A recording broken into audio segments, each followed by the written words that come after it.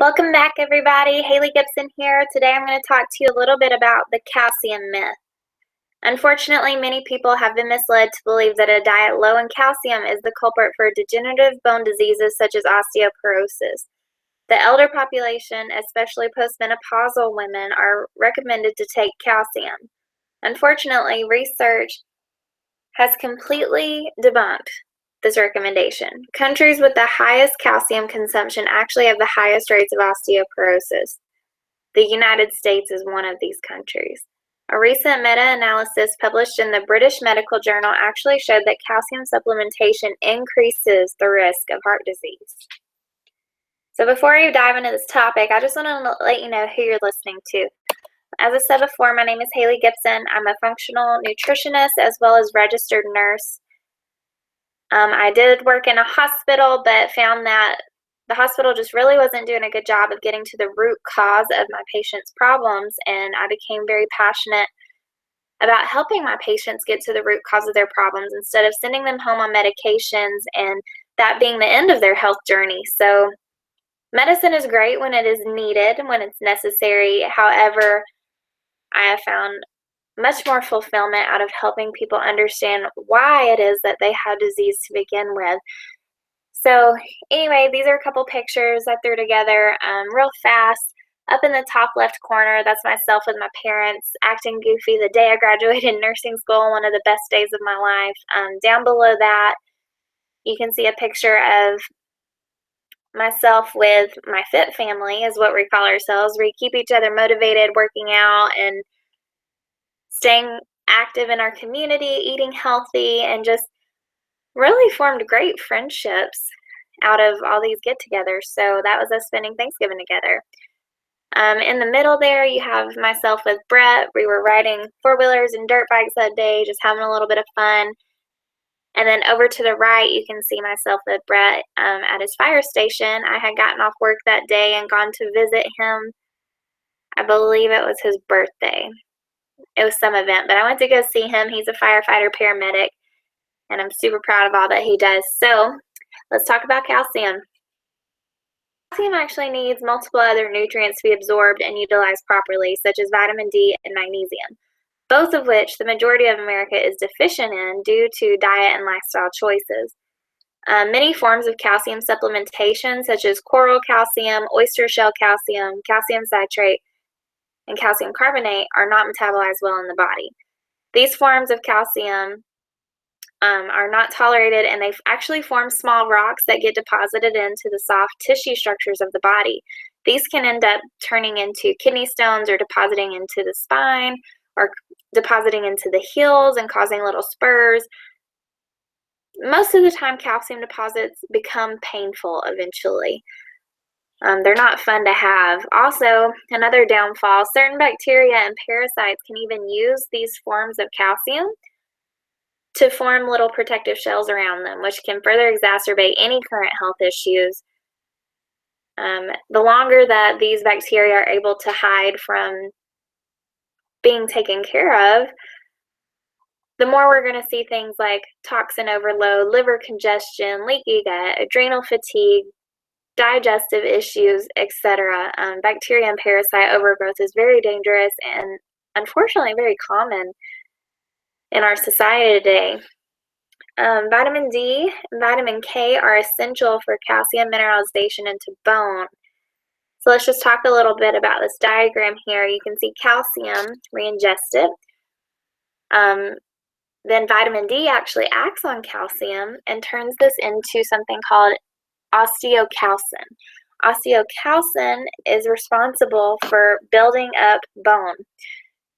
You don't just need vitamin K though, you actually need vitamin D. You actually need vitamin K as well. It's going to turn the inactive form of osteocalcin and activate it so that it's actually able to perform its duty. So you need vitamin D and vitamin K together.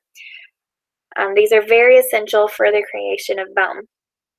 So most of us are deficient in vitamin D and vitamin K, and this creates an environment of poor calcium metabolism that leads to weakened bones and calcium deposits into soft tissues.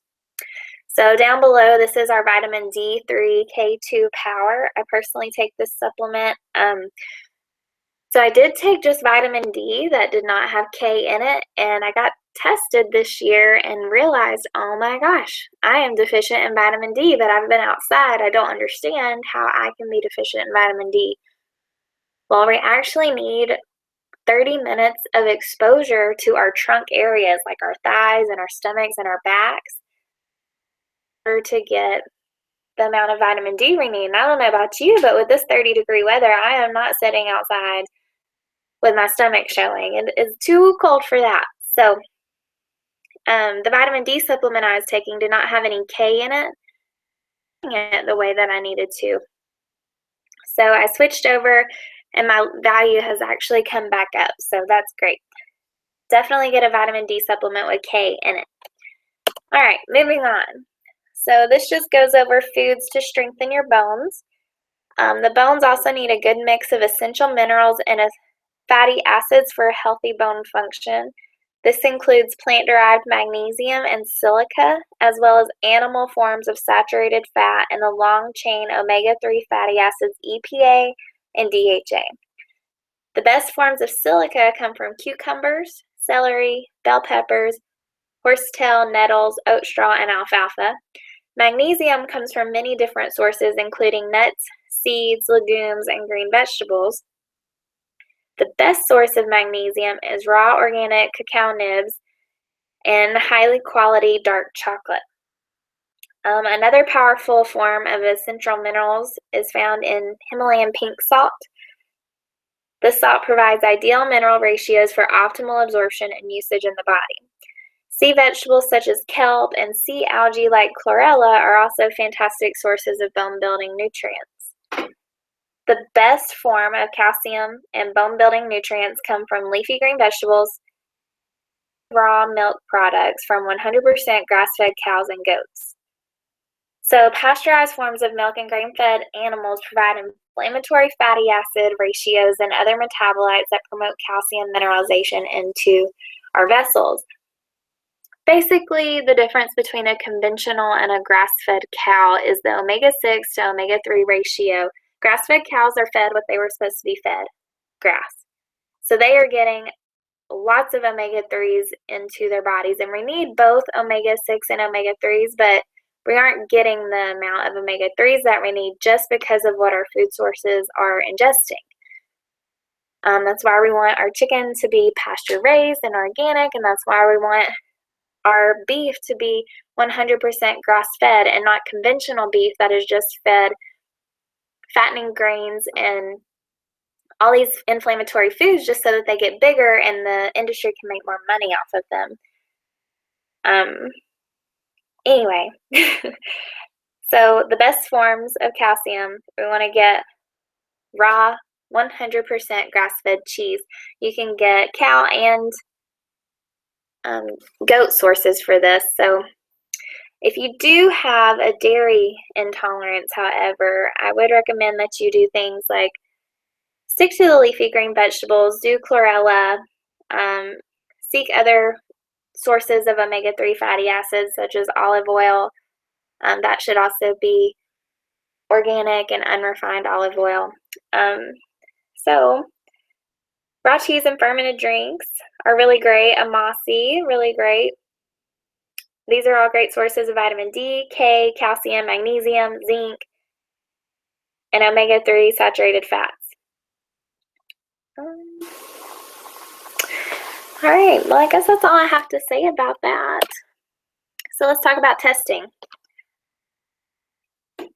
So redo the total thyroid report, and what this does is it actually looks at all these levels that I was just talking about, the calcium, magnesium, and vitamin D. All these are very important for bone function. So if you are having any brittle bone issues at all, I highly recommend that you get this test done just to see where you're deficient so that you can support yourself, or just start eating all the foods that I talked about and see if that helps.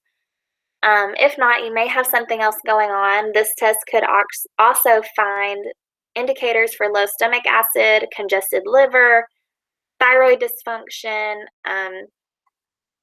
leaky gut, things like that. So this is a really great test to see overall health. It's a great starting point to help us start to dive in and see where we need to pick apart next so that we can get you on your way back to recovering your health.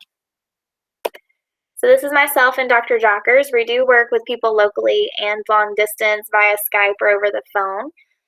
So what we like to do is look at your lab work, look at your supplements, your medications, and review your history with you, review your symptoms, really pick apart who you are and what is contributing to your health issues. And we use all this in order to form a relationship and coaching.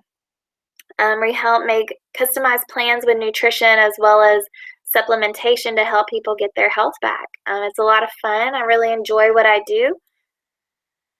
If you or anyone you know would be interested in this, you can shoot me an email at nutrition@drjockers.com. If you have any questions at all, just send me an email. I'll be happy to talk to you. So thanks for joining us today. I hope you have a great day.